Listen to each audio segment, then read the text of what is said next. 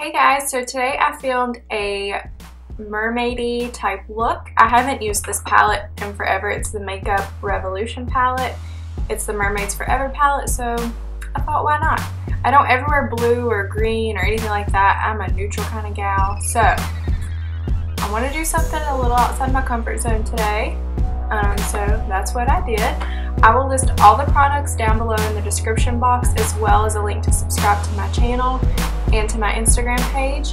If you guys have any questions, then make sure to leave comments, and if you like this video, please give it a thumbs up. If you guys want to see how to get this look, then let's just get started. Alright guys, so I'm going to start with the Becca Backlight Priming Filter, just to give me a nice little glow underneath my foundation and to give a little bit more hydration to my skin. I also have a few little hormonal acne spots that have been popping up, so I'm just going to cover those quickly. I just use a concealer that's closest to my skin tone and then just blend it in with a beauty blender. Then I'm going to take my Sonia Kashuk foundation. This is a really good drugstore foundation if you need something on the cheaper side, but it gives you really full coverage, so just be careful. That's why I've been using the beauty blender with this, or this is the Real Technique sponge, same thing, but it just picks up all the excess product. I just want to make sure that you get that all blended and blend down to your neck. And you can also build this foundation up if you need to, which is really nice without it looking cakey.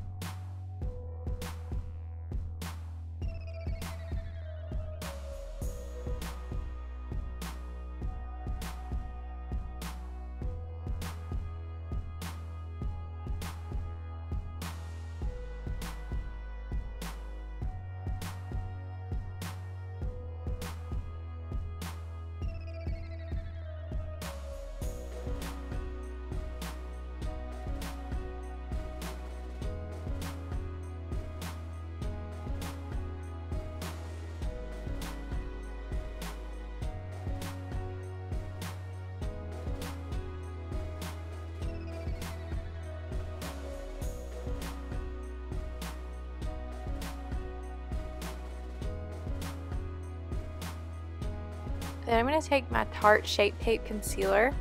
I go back and forth between concealers and I pretty much use the same one for a while until I get bored with it, but this one really is a great concealer. If you guys don't want to spend a lot of money on several different concealers, I would definitely splurge just on this one. That will be the only thing that you need.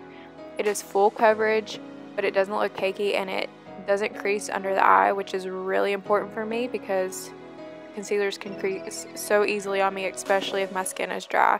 So this one's definitely great and it blends out beautifully. If you use like a I always use the Real Technique sponge because it gives me more of like an airbrush look, and I don't want you to be able to see that I have a ton of concealer on. But you can also use like a do a fiber brush or blending brush, and that gives you a really good effect as well. Just make sure you blend and kind of work it into the foundation so you don't have any harsh lines in between the two.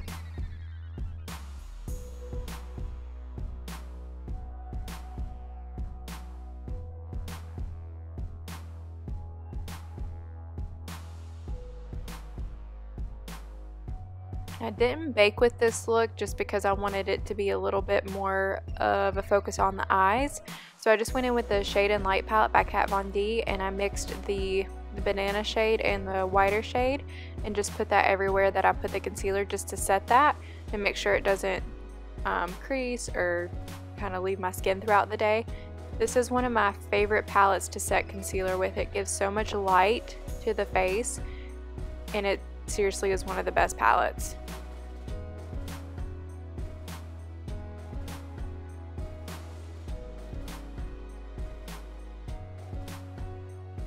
Then I'm going to take my favorite of all times, L'Oreal Glam Bronze Bronzer in the shade Medium.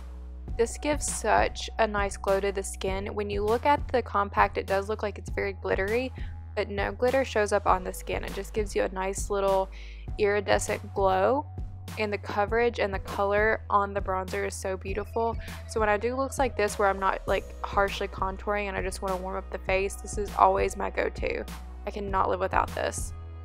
Then I just took the Shade&LightPalette again just to clean up any bronzer that might have fallen on my jawline.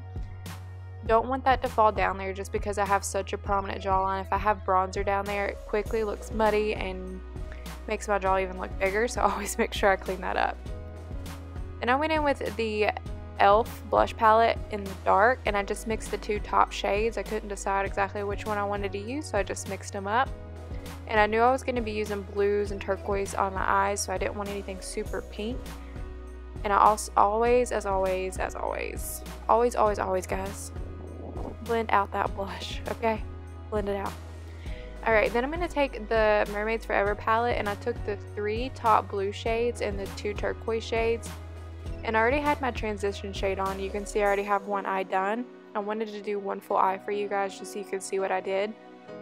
But I started with the lightest blue shade and just built that up to the intensity that I wanted. And I just slowly kind of moved my way down to the darker blue shade. I never start with the darkest shade I'm going to use or anything like that. I always want to transition to that darker shade just so that everything looks really like airbrushed and blown out and not super harsh, especially when you're working with vibrant dark colors, especially blue. If you don't do that, you can look like you got punched in the face real quick, okay? That's not cute.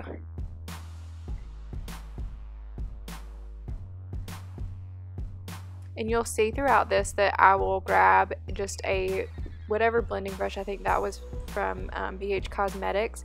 I'll grab the blending brush after I do each shade and just diffuse it out, just so it blends all together. I don't want it to look like each shade is laying on top of each other. I want them to look like they work, like they're supposed to go together. So you can see right there, I'm just kind of blending that out and giving it the effect and the shape that I want as I go.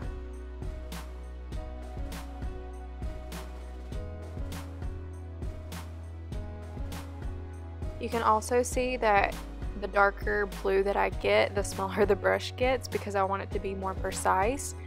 I definitely didn't want that really dark blue to kind of go everywhere, and I just wanted to concentrate it on the outer V. And I take it about, it looks like I'm dragging it all the way in, but I really just focus most of the color about halfway in the crease, and then I just diffuse it out when there's hardly any product on the brush. And I took the lightest turquoise shade, and that just gives me like a nice little starting point, and I just covered my entire lid with that. As I was doing this look and I started putting the turquoise on the first, or when I was doing the second eye on camera, I kind of wish I would have just left the turquoise alone, because as you can see in a minute, I'm going to put gold shimmer on top of this, and it really just made the color not so vibrant. But I really like how the turquoise looked just with the blue without the gold glitter, so I might have to do that next time.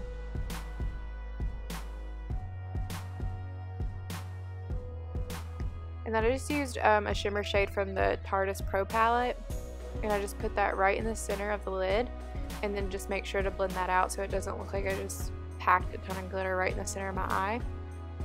Then I go in with the Wet&Wild spiked glitter, and I used my finger at first just to give the most color payoff, and then I took the smallest little brush and put the glitter in my corner of my eye and kind of spread that to make it look like it went in with the gold glitter. I wanted everything to flow nicely and not have any like harsh start and stop points throughout the look. Then as always, I curl my lashes, and then I'm using the Tarteist Maneater mascara. This stuff is amazing, guys. When I get stuck on a mascara, I pretty much use it until it's gone, and then I'll switch again, but this stuff is amazing. And I just went in with a NYX eyeliner. I believe it's in the shade Sapphire. And then I'm going to take the 2 turquoise shades. I started with the darkest one first, and I'm just going to buff out that eyeliner on my lower lash line. And then I took the lighter turquoise shade just to blend that out, just so it didn't look like a big green harsh line underneath there. Just everything must always be diffused with me. I cannot stand when there's like super harsh lines unless I'm doing like a cut crease or something. But then I'm just going to take the Maybelline Lash Discovery for that tiny little wand that I love, and just put mascara on my lower lashes. And especially if I'm wearing falsies, I want my lower lashes to be kind of dramatic, just so everything meshes well together, because I hate when my lower lash line looks kind of naked with falsies on. Then I'm going to take the Urban Decay eyeshadow in the shade Midnight Cowboy and just use that as my highlighter. This is so beautiful. It does have a little bit of glitter in it, so if it gets too much when you do with the fingers, sometimes I'll just take my BH Cosmetics Duo Fiber Brush and blend that out. but this seriously is one of my favorite highlighters. Then I'm going to go in with the Tarteist lip paint in the shade Texas Toast and just apply that all over my lips. And I did moisturize with chapstick and the Maracuja oil before this, because this is super matte, and if your lips are cracked at all, it will show very, very bad. So moisturize, moisturize, moisturize.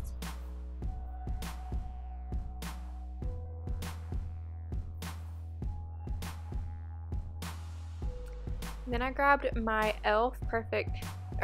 Perfector, Pout Perfector, I believe it's called. It's just a very pinky, glittery color. I just wanted to give like an ombre effect to the lips. It also makes the lips look bigger. And then I just went ahead and blended all of that in just so that it worked well together. It wasn't just like there was glitter chilling on the middle of my lips.